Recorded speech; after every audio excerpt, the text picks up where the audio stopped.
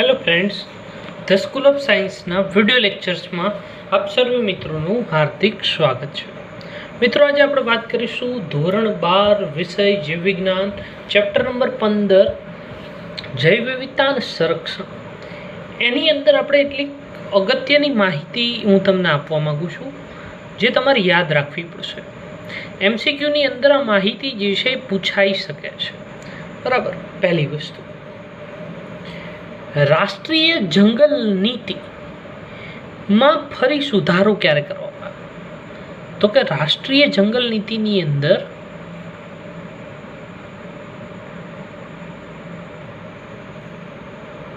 સુધારો 1988 માં ક્યારે 1988 માં કરવામાં આવ્યો। મિત્રો, આ આંકડા અગત્યના છે, સાલ જે છે અગત્યની છે। બીજી વસ્તુ આપણે જોઈએ કે ભારતમાં જૈવ વિવિધતાનો કાયદો ક્યારે પસાર કરવામાં આવ્યો? ભારતમાં જૈવ વિવિધતા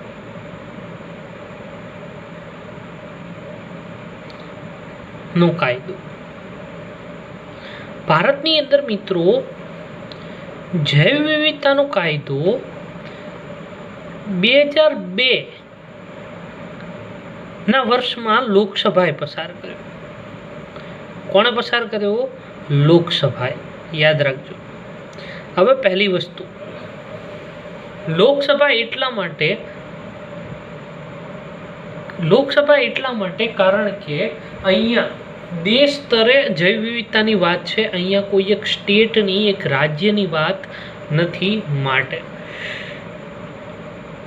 બીજું, ફોરેસ્ટ એક્ટ ક્યારે અમલમાં આવ્યો? ક્યારે બનાવવામાં આવ્યો? ફોરેસ્ટ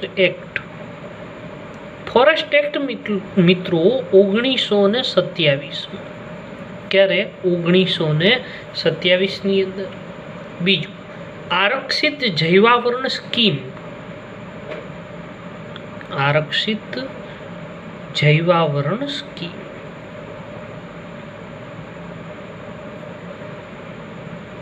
એ ક્યારે આવી?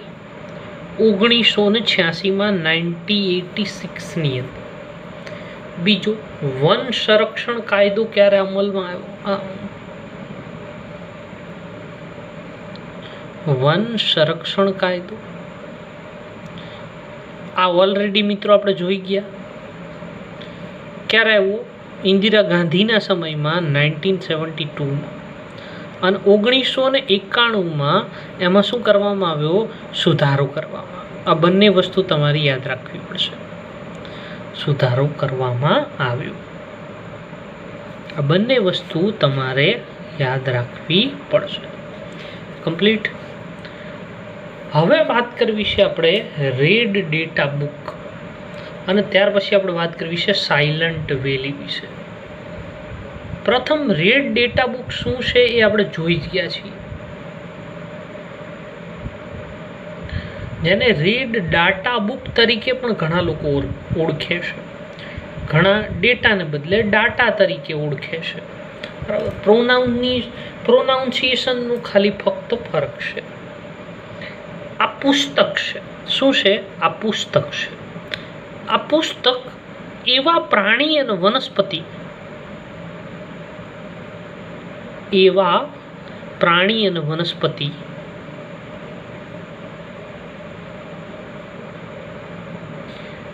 શું રાખે છે?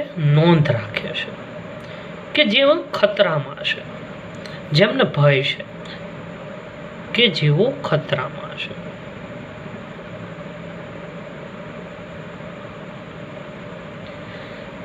પુસ્તકની જાળવણી કોના દ્વારા કરવામાં આવે? આ પુસ્તકની જાળવણી મિત્રો આપણે પહેલા પણ કીધું, IUCN દ્વારા।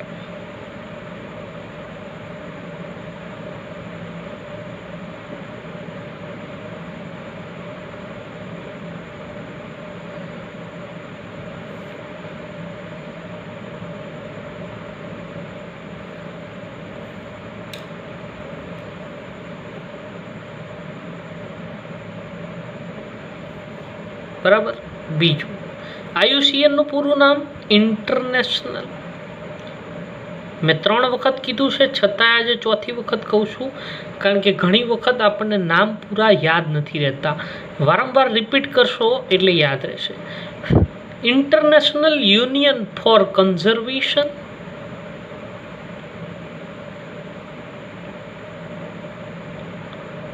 ઓફ નેચર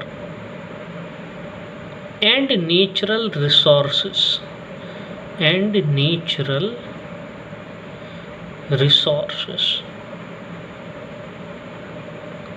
મિત્રો સમજો, કન્ઝર્વેશન એટલે સંરક્ષણ, ઇન્ટરનેશનલ એટલે આંતરરાષ્ટ્રીય યુનિયન છે, સંગઠન છે. શેના માટેનું? સંરક્ષણ માટેનું. કોના સંરક્ષણ માટેનું? તો કે નેચર એટલે પ્રકૃતિ, અને નેચરલ રિસોર્સ એટલે કે પ્રકૃતિમાંથી જે પેદાશો મળે છે એ, એમાં પ્રાણીઓ પણ આવી જાય અને વનસ્પતિ પણ આવી જાય.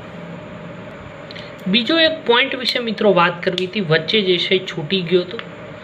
એ પોઈન્ટ જે છે ભીની જમીનના પ્રદેશો. શેના વિશે છે? ભીની જમીનના પ્રદેશો વિશે. ભીની જમીનના પ્રદેશો.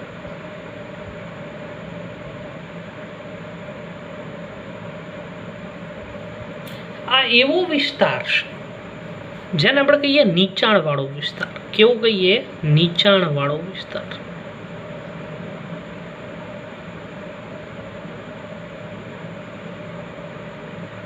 જે કેવું પાણી ધરાવે? છીછરું પાણી ધરાવે. છીછરું એટલે ઊંડું ન હોય તેવું. બરાબર.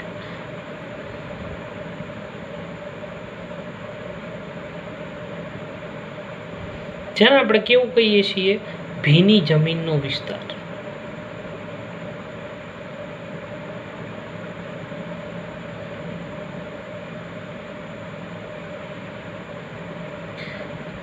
આ પ્રદેશ મિત્રો સ્થલીય એટલે કે જે કઠણ વિસ્તાર છે એ, અને બીજો જે પાણીની અંદર વિસ્તાર છે જલીય. સ્થલીય અને જલીય વિસ્તાર વચ્ચેનો સંક્રાંતિ વિસ્તાર છે. આ બંને વિસ્તાર વચ્ચેનો કેવો પ્રદેશ છે? સંક્રાંતિ પ્રદેશ. સંક્રાંતિ પ્રદેશ.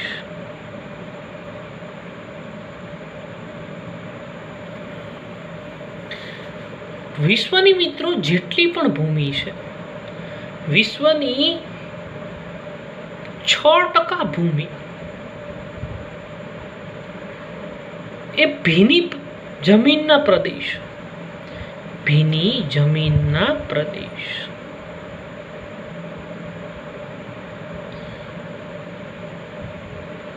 દ્વારા શું હોય છે? આવરિત હોય છે. આપણે એવું પણ કહી શકીએ કે વિશ્વમાં જેટલી પણ જમીન છે એમાંનો 6% ભાગ જે છે એને આપણે ભીની જમીનના પ્રદેશ તરીકે આપણે ઓળખીએ છીએ. હવે એની અંદર સૌપ્રથમ ભૂમિ જેને આપણે કહીએ કળણ ભૂમિ. કેવો ભાગ? કળણ. આ કેવો પ્રદેશ છે? ભીની જમીન વાળો પ્રદેશ. કેવો પ્રદેશ? ભીની જમીન વાળો.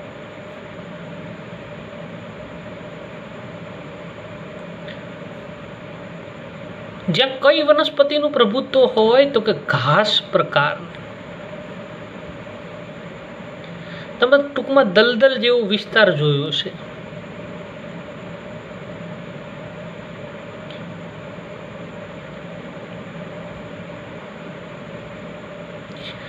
બીજો પ્રકાર છે સ્વેમ્પ. સ્વેમ્પ યાદ રાખજો. આ સ્વેમ્પ કે જ્યાં વૃક્ષો અથવા તો ક્ષુપનું પ્રભુત્વ હોય. ભીની જમીન વાળો વિસ્તાર અથવા તો પ્રદેશ જ્યાં વૃક્ષ અને ક્ષુપનું પ્રભુત્વ હોય. સમજો મિત્રો, વૃક્ષ એ ખૂબ ઊંચા હોય, ક્ષુપ એ મધ્યમ પ્રકારના વૃક્ષ કરતા નાના અને છોડ કરતા મોટા. ત્રીજો જમીનનો પ્રકાર નદીવન પ્રદેશ.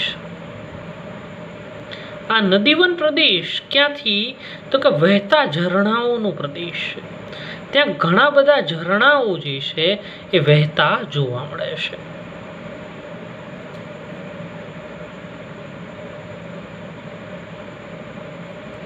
હવે આ પ્રદેશની અંદર મિત્રો સમયાંતરે પૂર આવતું તમને જોઈ શકો. સમયાંતરે પૂર વડે છલકાયા કરે. ત્યાં પુષ્કળ પ્રમાણમાં શું આવેલા હોય? જંગલો હોય. એવું એટલા માટે કારણ કે ઝરણા અને જે નદીઓ વહે છે એને કારણે ત્યાં પુષ્કળ પ્રમાણમાં જે છે એ કાંપ ઠલવાતો હોવાને કારણે આવું જે છે એ બનતું હોય છે. ત્રીજો પ્રદેશ મેંગ્રુવ. મેંગ્રુવ ક્યાં જોવા મળે?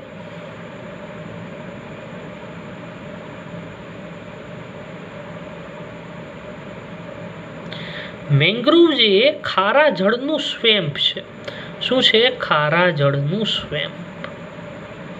મેંગ્રુવ મિત્રો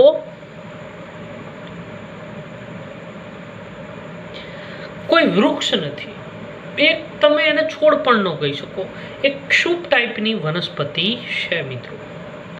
હવે મિત્રો આપણે વાત કરવી છે ભીની જમીનના પ્રદેશોનું મહત્વ. ભીની જમીનના પ્રદેશોનું મહત્વ. હવે પહેલી વસ્તુ, ભીની જમીનના જે પણ કંઈ પ્રદેશ હોય ત્યાં મોટે ભાગે મિત્રો કાંપ જે છે એ વધુ પ્રમાણમાં જોવા મળે. એટલે અહીંયા ખોરાકનો પુરવઠો વધુ હોય, એમની ઉત્પાદકતા વધુ હોય અને યોગ્ય વસવાટ પૂરો પડે. કારણ કે ખોરાક પૂરતા પ્રમાણમાં હોય, ઉત્પાદકતા ક્યારે વધુ હોય કે જ્યારે વેરાયટી હોય, ડાયવર્સિટી હોય વનસ્પતિઓની અને પ્રાણીઓની. બરાબર. જોઈએ પ્રથમ તો કે ભીની જમીનના પ્રદેશ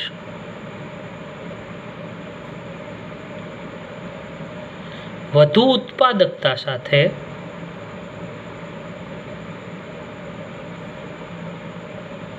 ખોરાક અને વસવાટ પૂરા પાડે છે.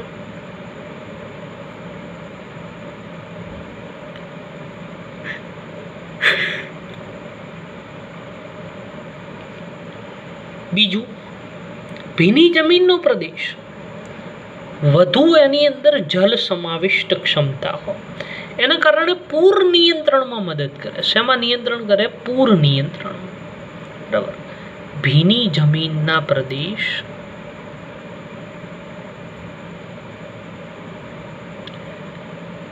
વધુ જલ સમાવિષ્ટ ક્ષમતા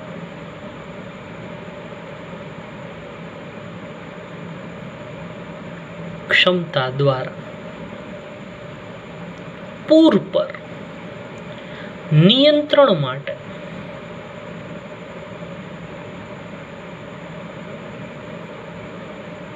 મદદરૂપ બને છે. બીજી વસ્તુ, આ પ્રદેશની અંદર આવી પૂર જેવી પરિસ્થિતિ એનું નિયંત્રણ કરી શકાય. અને બીજું, એ નીચાણવાળો પ્રદેશ હોવાને કારણે ભૂગર્ભ જળને શું કરે? રિચાર્જ કરે. એવું એટલા માટે સમજો, અહીંયા આ ઊંચાણવાળો પ્રદેશ, આ નીચાણવાળો આ રીતનો પ્રદેશ, અહીંયા પાણી ભરાય. આ પાણી જમીનની અંદર ઉતરે એટલે ભૂગર્ભ જળનું લેવલ કેવું આવે? ઊંચું આવે. સમજ પડે છે? આ પાણી નીચે જમીનમાં ઉતરે એટલે ભૂગર્ભ જળનું લેવલ કેવું આવે? ઊંચું આવે. બીજી વસ્તુ, વહેતા પાણીને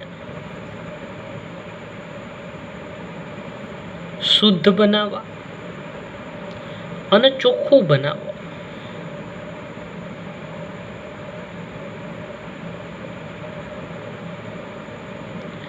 મદદરૂપ થાય. બીજી વસ્તુ, નીચાણવાળો વિસ્તાર હોવાને કારણે અહીંયા પાણી ભરાય, તો આ જગ્યાએ તમે માછલીઓ પકડી શકો, તમે બોટિંગ કરી શકો, તમે કુદરતી અભ્યાસ કરી શકો. કારણ કે અહીંયા વનસ્પતિ પ્રાણીઓની ઘણી બધી સંખ્યા જે છે એ તમને જોવા મળે છે. એટલે તમે અહીંયા લખી શકો કે કુદરતી અભ્યાસ કરી શકાય, બોટિંગ, સ્કુબા ડાઇવિંગ, બરાબર, ઘણું બધું ટૂંકમાં પાણીને રિલેટેડ જે છે એ તમે કરી શકો. માછીમારી કરી શકાય, બોટિંગ, પછી માછલીઓ માટેનું સ્થાન, એનાથી રોજગાર પણ મળે ફિશિંગ કરીને.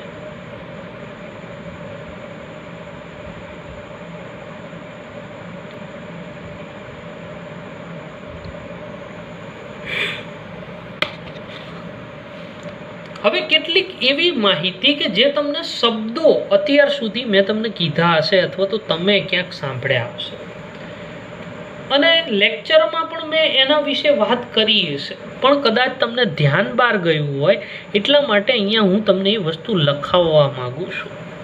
હવે દાખલા તરીકે પ્લવકો.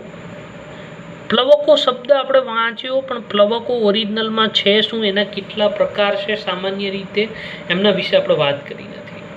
પ્લવકો પહેલી વસ્તુ મુક્ત રીતે તરતા હોય પાણીમાં, મુક્ત રીતે તરતા નાના સજીવો છે.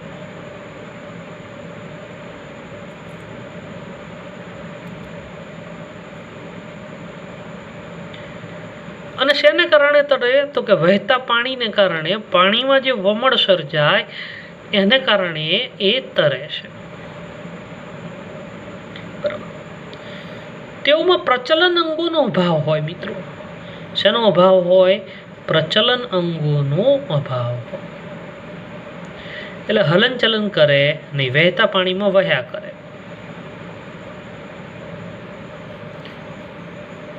અને અથવા તો જો પ્રચલન અંગ હોય, પ્રચલન અંગો હોય તો કેવા હોય? નાના હોય. હવે આ બે પ્રકારના હોય. પહેલા ફાઇટોપ્લેન્ક્ટોન.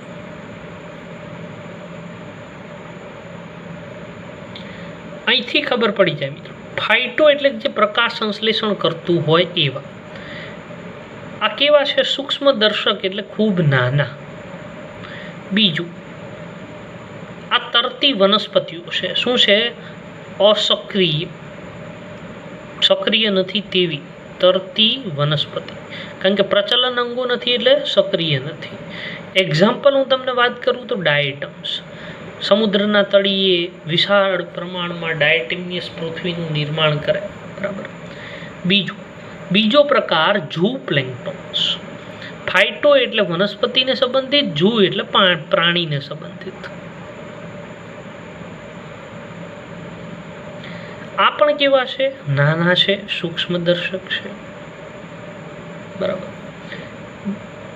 આની જેમ આ પણ કેવા છે? અસક્રિય. પેલી તરતી વનસ્પતિ હતી, આ તરતા પ્રાણી છે. એક્ઝામ્પલની વાત કરીએ તો પ્રોટોઝુઅન, પ્રોટિસ્ટાની અંદર આવતા. બીજા એક્ઝામ્પલની અંદર સ્તરકવચી અને ડિંબ. બરાબર. આ બધાનો આની અંદર સમાવેશ થાય છે. હવે વાત કરવી છે નેક્ટોન્સ વિશે. શેના વિશે? નેક્ટોન્સ. આ નવો પોઈન્ટ છે મિત્રો. નેક્ટોન્સ શું છે? આ જલીય વનસ્પતિ અને પ્રાણી છે. શું છે? જલીય વનસ્પતિ અને પ્રાણી.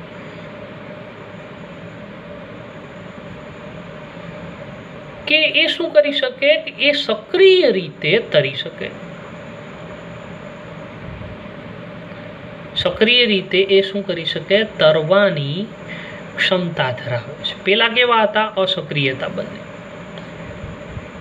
તરતા હોય અને અસક્રિય હોય એ પ્લવકો, અને સક્રિય રીતે તરતા હોય એ નેક્ટોન્સ.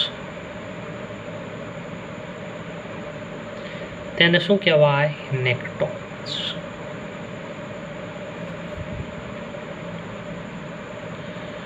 સુવિકસિત પ્રચલન અંગો ધરાવે છે, માટે તો તરી શકે છે.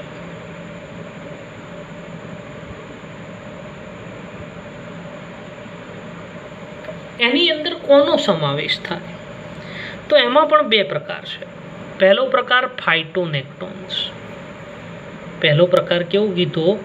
ફાઇટોનેક્ટોન્સ.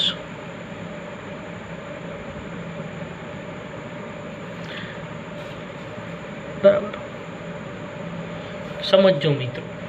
ફાઇટોનેક્ટોન્સ. ફાઇટો એટલે વનસ્પતિ, બરાબર. અહીંયા આપણે શું કહી શકીએ તો કે સામાન્ય રીતે વનસ્પતિ, સામાન્ય રીતે આ શું છે? વનસ્પતિ છે, જે શું ધરાવે કે જેમાં કશા હાજર છે. કશાને કારણે મિત્રો એ શું કરી શકે છે? એ સુવિકસિત રીતે પોતાની ક્ષમતા અનુસાર સક્રિય રીતે તેઓ હલનચલન દર્શાવી શકે છે. એક્ઝામ્પલ હું તમને વાત કરું તો ક્લેમિડોમોનાસ. ક્લેમિડોમોનાસ લીલ છે. બીજું ડાયનોફ્લેજેલેટ્સ.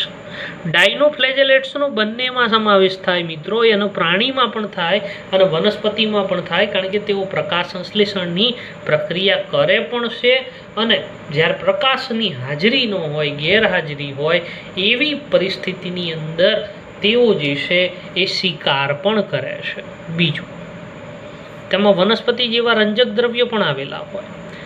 બીજા, જેને આપણે ખાલી નેક્ટોન્સ તરીકે પણ ઓળખીએ છીએ, એની અંદર પ્રાણીઓનો સમાવેશ થાય. એક્ઝામ્પલ તરીકે જેલીફિશ, શાર્ક, બરાબર, દેડકો, કટલફિશ, આ બધાનો એની અંદર સમાવેશ તમે કરી શકો. ત્રીજો પોઈન્ટ, આમાં નહીં, નવો પોઈન્ટ, એને આપણે કહીએ બેન્થોનિકા. બેન્થોનિકા શું છે પહેલા સમજો. દરિયાના ઔષાદી સજીવ હોય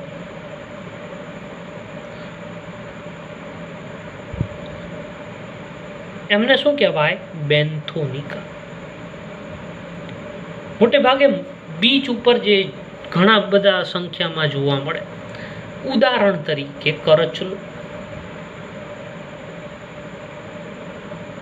ગોકળગાય,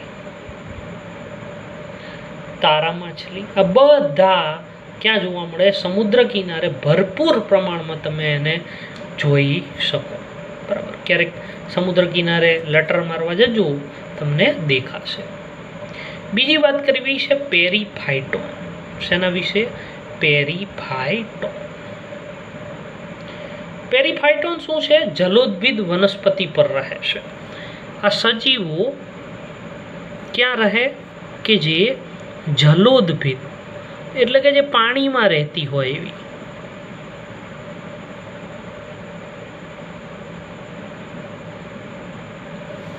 એક્ઝામ્પલ તરીકે વોર્ટિસેલા. બીજું એક્ઝામ્પલ એનું આપીએ તો હાઇડ્રા,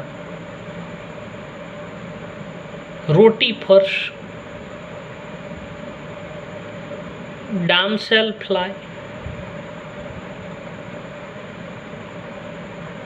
બરાબર. આ પેરીફાઇટોનના એક્ઝામ્પલ છે. બીજું છે સાયક્લોમોર્ફોસિસ. છેલ્લું છે સાયક્લોમોર્ફોસિસ.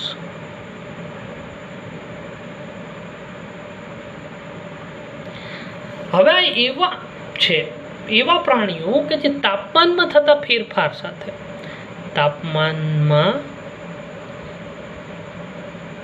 ફેરફારની સાથે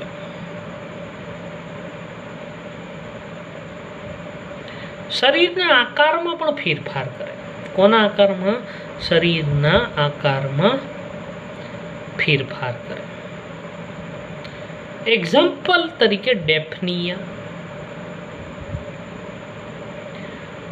બીજું, તાપમાન સાથે ઈંડા બદલે પણ. હવે વધતા તાપમાન સાથે ડેફનિયા જે છે એ માદા ઈંડા જે મૂકે એમાંથી માદા ઉત્પન્ન થાય, અને ઘટતા તાપમાન સાથે જે મૂકે એમાંથી નર અને માદા બંને થાય. અને બીજું છે ક્લેડોસેરા. તો મિત્રો, આ થયો આજનો વિડીયો લેક્ચર. વધુ ચર્ચા કાલે કરીશું.